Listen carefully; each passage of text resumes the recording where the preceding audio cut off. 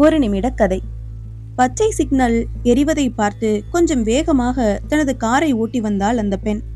ஆனால் சிக்னலை நெருங்குவதற்குள் பச்சை மறைந்து சிவப்பு விளக்கு எரிய காரை ஸ்டாப் கோட்டுக்கு முன்பாகவே நிறுத்திவிட்டாள்.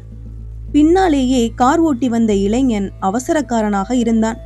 சிக்னல் முடிந்தாலும் அந்த பெண் போயிருந்தால் தானும் பின்னாலேயே போயிருக்கலாம் என நினைத்திருப்பான் போல. விதிமுறையை மதித்து அந்த பெண் காரை நிறுத்தியதும் நீளமாக ஹார்ன் அடித்து தனது எதிர்ப்பை வெளிப்படுத்தினான். சிக்னலில் காத்திருக்கும் போது தேவையின்றி எதற்கு ஹார்ன் அடிக்கிறான் என்று திரும்பி பார்த்தாள் அவள். ஆனால் அவன் முறைத்தான். திரும்பவும் பச்சை சிக்னல் விழுவதற்கு முன்பாகவே ஹார்ன் அடித்து அந்த பெண்ணை அவசரப்படுத்தினான் அவன். பதற்றத்தோடு அவள் காரை நகர்த்த முயற்சிக்கும் போது திடீரென ஆஃப் ஆகிவிட்டது. திரும்பவும் ஸ்டார்ட் செய்ய முயற்சித்தும் பலனில்லை. இதற்குள் பச்சை சிக்னல் விழுந்துவிட்டது. பிஸியான ரோட்டில் நிறைய வாகனங்கள் சேர்ந்து விட்டன.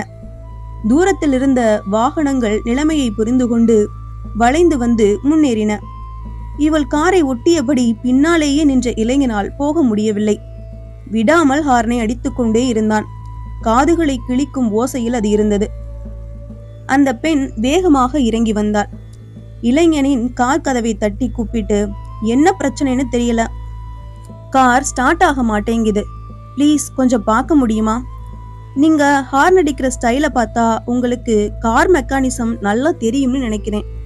நீங்க கவலைப்படாதீங்க, என் காரை நீங்க சரி பார்க்கிற வரைக்கும் உங்க வேலைய நான் செய்யறேன். உங்க சார்பா உங்க கார் ஹார்னை நான் விடாம அடிச்சுக்கிட்டே இருக்கேன் என்றால் கூலாக சிரித்தபடி. அந்த இளைஞன் திகைத்தான்.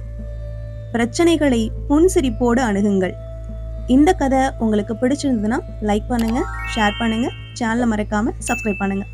அடுத்த கதையில சந்திக்கலாம்.